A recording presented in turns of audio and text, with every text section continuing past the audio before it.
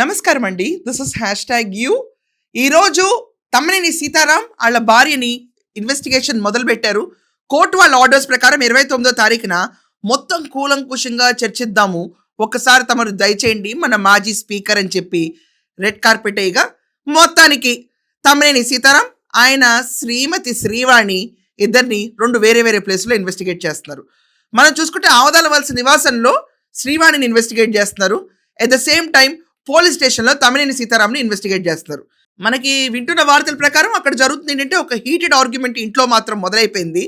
తమ్మినేని సీతారాం భార్య శ్రీవాణి గురించి ప్రత్యేకంగా చెప్పక్కర్లా, ఆవిడది ఒక డిఫరెంట్ జానర్. మేడం బెదిరించారంటే అవతల సైడాలు వణికి తీరాలి. ల్యాండ్ సెటిల్మెంట్లు ప్రతి ఒక్క సెటిల్మెంట్కి మేడమే అక్కడ పెద్ద చెయ్యి.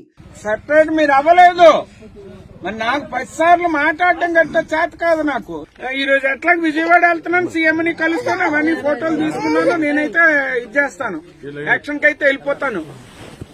మీ కన్సర్న్ రాడు, కింద మీరుంటారు, ఏమండి మేదోడు రాడు.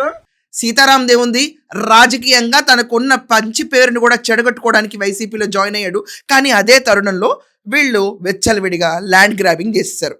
ఉట్టి ల్యాండ్ గ్రాబింగ్ అంటే కాదు, దీంట్లో అందవరపు గోవిందరాజులు గారు ఇచ్చిన కంప్లైంట్ ప్రకారం చూసుకుంటే నా 900 గజాల భూమిని ఈ తమ్మినేని సీతారాము నేను చచ్చిపోయాడని సర్టిఫికేట్ క్రియేట్ చేసి నాకు లేని కూతురిని అదబాల రజనీని ఒరిస్సా నుంచి తీసుకొచ్చి నా ఆస్తి మొత్తం అమ్మాయి పేరు మీద రాంచేసి ఈ తమ్మినేని సీతారాం కొడుకు పేరు మీద ట్రాన్స్ఫర్ కూడా చేయించేసి స్వాహా అనేశారు అని చెప్పి అతను లబోదిబోం అని చెప్పి కోర్టుకెళ్ళి పోలీస్ స్టేషన్కి వెళ్ళి కంప్లైంట్ పెడితే ఒరిస్సా పారిపోయి ఒక 25 రోజుల తర్వాత ఈ రోజు ఏపీకి దేకిన జంట.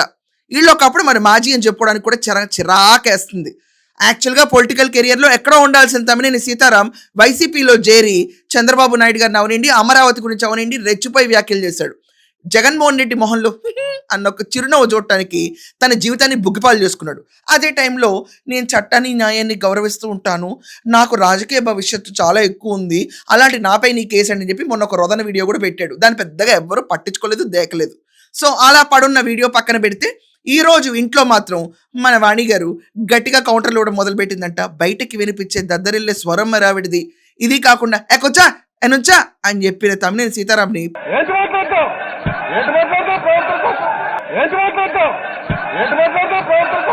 పోలీసులు కూడా ఇలాగే కొచ్చా నుంచో అని చెప్పి ఆవదాల వలసలో పరువు మొత్తం పోతుందంటే వీళ్ళది. ఈరోజు పోలీస్ స్టేషన్కి అటెండ్ అయిన వీళ్ళకి చుక్కలు కనిపిస్తున్నాయి. చిరంజీవి మాత్రం ఇప్పుడు దాకా అటెండ్ అవ్వలేదు. చిరంజీవిని మాత్రం అరెస్ట్ చేసి బొక్కలో వేయటం ఖాయం.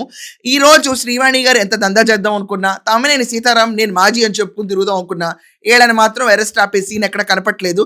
అండ్ ఈ జంటకు కూడా మొత్తం కంప్లీట్గా బెయిల్ ఇవ్వలేదండి.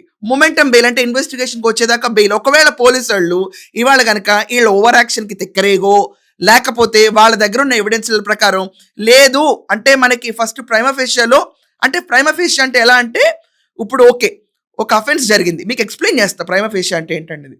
ఒక అఫెన్స్ జరిగింది, అక్కడ కాల్ లాగ్స్ కానీ లేకపోతే ఇంకేమైనా మనకి కోరిలేటింగ్ సిచ్యువేషన్స్ 2-3 ఉన్న ప్రైమా ఫేషియా ఎవిడెన్స్ కింద తీసుకుంటారు.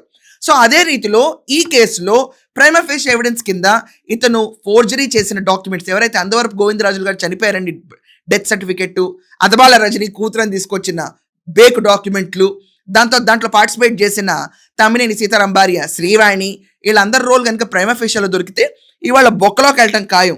ఆవదాల వలస ఇంటి నుంచి జైలుకి, జైలు నుంచి అదే జైలుకి ఈ జంట వెళ్ళటం ఖాయం. మరి కొద్దిసేపట్లో మనకు ఒక బ్రేకింగ్ న్యూస్ అయితే వస్తుంది. వీళ్ళు అరెస్ట్ వాళ్ళు అరెస్ట్ అని ఏదో ఒక అరెస్ట్ అయితే ఆంధ్రప్రదేశ్లో జరుగుతుంది. రేపు ఎలాగో జగన్మోహన్ రెడ్డి వస్తున్నాడు కాబట్టి ఈ శ్రీకాకుళంలో అందరిని ఇలా ఓదార్చుకుంటూ వెళ్ళిపోతాడు. లెలలే అంతంత మాత్రంగా ఉన్న ఈ వైసీపీలో ఇలా డెంట్ల మీద డెంట్లు పడివి, భూ కబ్జాలు, మ్యాటర్ లేని కుటుంబాలు, చంపేసి పారిపోదాం అనుకున్న సీదిరి కుటుంబాలు, ఇలాంటి బొచ్చుడు కుటుంబాలు బయటకు వస్తున్నాయి. చూడాలి మరి ఏ ముహూర్తానికి ఏమవుతుందో. చిరంజీవిని మాత్రం they may take in to custody today. So me opinion ఏంటి దీనిపైన? అసలు శ్రీవాణి ఎందుకు దీంట్లో ఇరుక్కుంది? శ్రీవాణి ఇదివరకు అంత రెచ్చిపోయేందుకు ప్రతి ఒక్క ల్యాండ్ కబ్జాకి ఈవిడే డీల్ చేసేది. దీని గురించి మీ ఒపీనియన్ ఏంటో గట్టిగా రాయండి. That's all for now. Thank you.